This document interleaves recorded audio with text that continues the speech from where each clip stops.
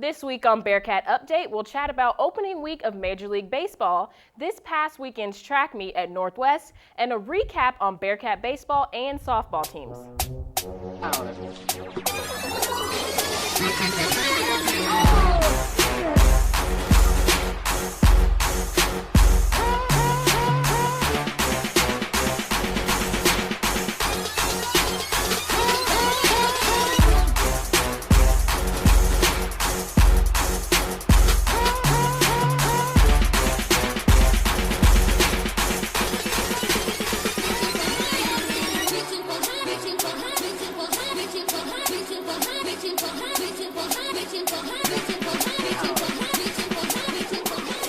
Bearcat Update is sponsored by St. Francis Hospital and Health Services.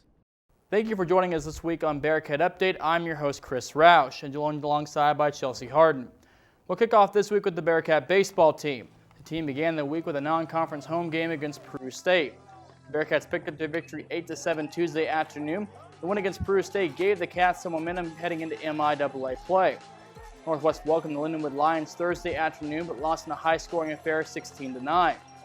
The Bearcats defeated Lindenwood 6-2 Friday afternoon to even the series up heading into Saturday afternoon's doubleheader. The Bearcats lost Game 1 6-2, but Northwest won in walk-off fashion in Game 2. Trailing 6-5 in the bottom of the 7th inning, Northwest would come back and win on a walk-off RBI double 7-6. Northwest now sits at 18-17 overall and 13-11 in the MIAA. We'll move across the parking lot to the Bearcat softball team. Northwest played 6 MIAA games this past week. The Bearcats hosted the Missouri Western State Griffins. The Bearcats won Game 1 9-6 behind the effort of Kinder Schreiber and Chantel Adams, hitting home runs and a stellar defensive performance. In Game 2, the Bearcats would fail to the Griffins in 2-0 and split the doubleheader. The Bearcats were back in action Friday after splitting a doubleheader with Western. Northwest traveled to Kearney, Nebraska to take on the Lopers. The Bearcats split the doubleheader with Nebraska-Kearney, losing Game 1 11-8 and winning Game 2 10-1. The Bearcats got back on the bus and traveled out west to take on Fort Hays State Tigers Saturday. Northwest split the doubleheader, winning Game 1 7-1, losing Game 2 5-1. The Bearcats sit at 16-18 overall and 9-7 in the MIAA play. When we come back here on Bearcat Update reporter Taylor Edmond spoke with Northwest Missouri State Athletic Director Mel Churchma.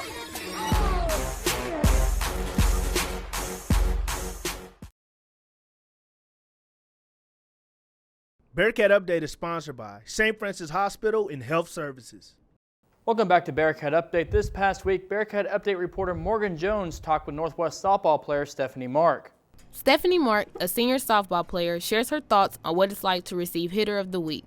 She likes the fact that the conference recognizes her for the way she plays. It was very nice of them to do that. I'm honored every time I get that award. But really, it's my team that makes that award possible, so I really have to thank them for it. On the field and off the field, Stephanie is always putting in work to improve her skills. Every day she is taking extra cuts, whether it's before practice or after practice. That's just the life of a hitter. If you want to be the best person you can be, you work as hard as possible. All her life, she has been involved in sports, including basketball and softball.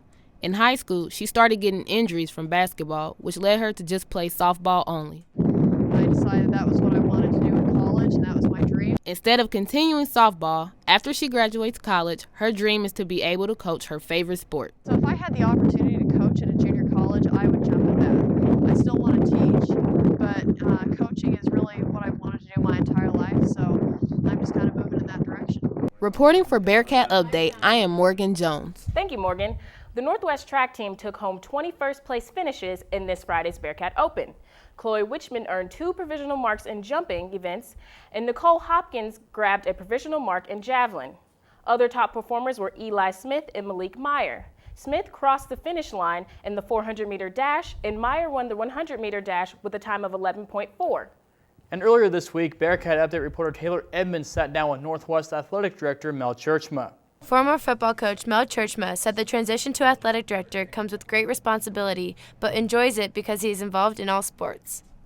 I coached football. I was a football coach and a track coach, and basically a football coach for 44 years, and retired after the 2010 season, and then 2 years later transitioned over into this position as athletic director. You know, the big difference is in football, as a football coach, my responsibility was the football team and our staff and our players. Here, my responsibility is the whole athletic department, and not just one sport, but 14 sports. We have 8 female sports and 6 male sports, and so you know, my job is to oversee all of those, to help our coaches in each of those sports do everything we can to give them the best opportunity to be successful. Although Mel said being the athletic director is enjoyable, his favorite part is working with the athletic staff. My favorite part of this job is working with our coaches, and you know, I was blessed with a good staff in football. That was always one of my favorite things in football, is working with our staff, and we've got a great staff here of all of our sport. My day keeps pretty busy taking care of all of those things. This is Taylor Edmond reporting for Bearcat Update. When we come back, it's crunch time. We'll discuss Kentucky basketball and opening week of Major League Baseball. Stay tuned.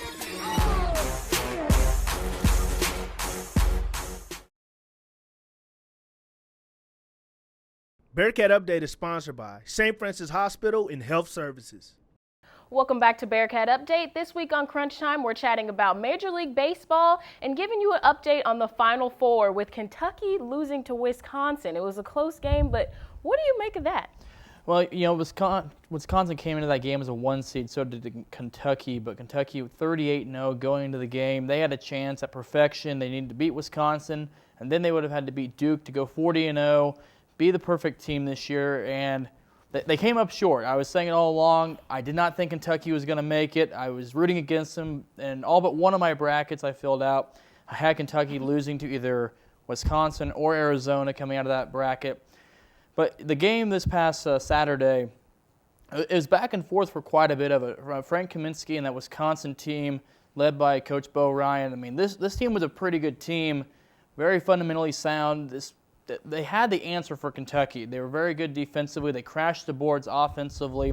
So was it an upset that Kentucky lost? I think so. Everybody expected them to win, but I wouldn't really call this an upset. I would say Wisconsin had a right to be there.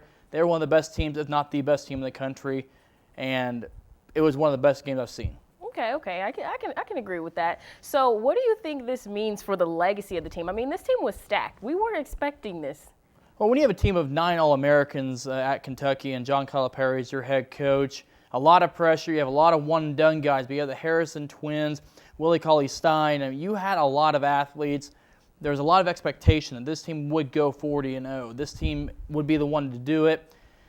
They're going to be remembered, but they're not going to be remembered as much as they probably would like to. I mean, they're going to have that one loss. That 38-1 is what they're going to be remembered for.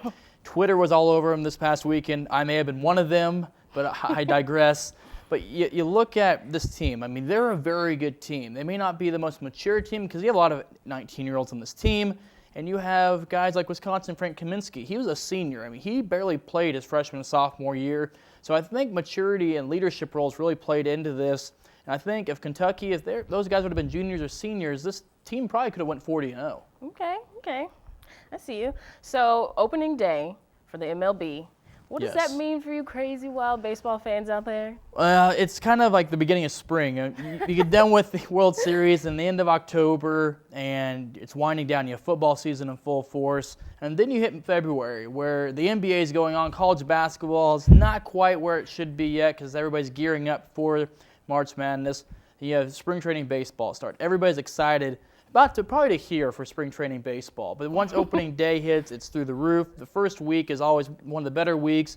But sometimes during June, July, does it kind of get slow during the baseball year? Sure, there's 162 games you have to go through.